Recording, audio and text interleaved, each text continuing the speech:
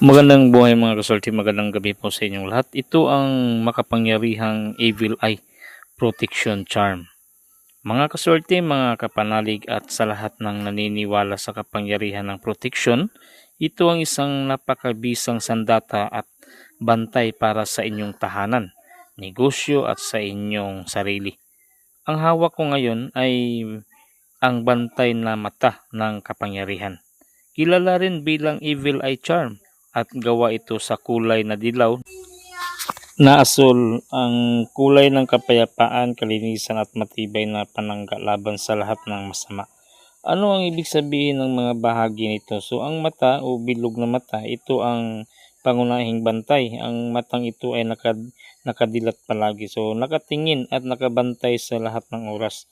Ang tungkulin nito, tunguin, hangarin at balikan lahat ng masasamang tingin, masasamang hangarin, inggit, sukob at masasamang bisyo na itinuturo o ipinapadala sa inyo.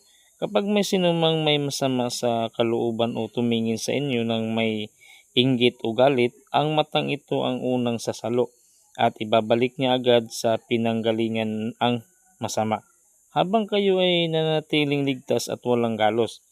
So, pangalawa dito, ang disenyo ng araw at buwan.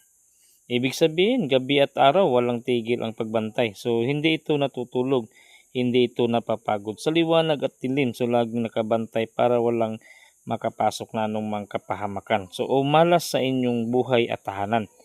Ang araw ay simbolo ng liwanag na tumataboy sa dilim.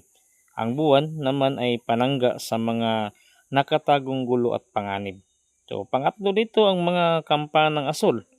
Napakahalaga nito. Ang bawat tunog ng kampana kapag humihip ang hangin o gumalaw ito ay tunog ng pagpapalayas ng malas, gulo at masamang espiritu. So ang bawat tunog ay parang utos na lumayo kayo, wala kayong puwang dito.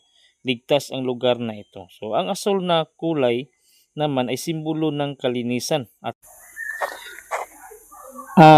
itong kapayapaan. So nililinis nito ang paligid mula sa mabibigat na iniriya at pinupuno ito ng ginhawa at swerte. Ano ang kayang gawin nito sa buhay nyo? Panangga laban sa inggit, sumpa, masamang mata at usap-usapan na nakakasira sa inyo. Nagtataboy ng malas, gulo, sakit at hindi magandang pangyayari. Nagdadala ng kapayapaan, kalmadong isipan at maayos na daloy ng buhay. Ginagawang ligtas at banal ang inyong tahanan o lugar na inilalagyan ninyo dito. So, saan at paano ilagay? So, ang pinakamabisang paglalagay ay sa may pintuan.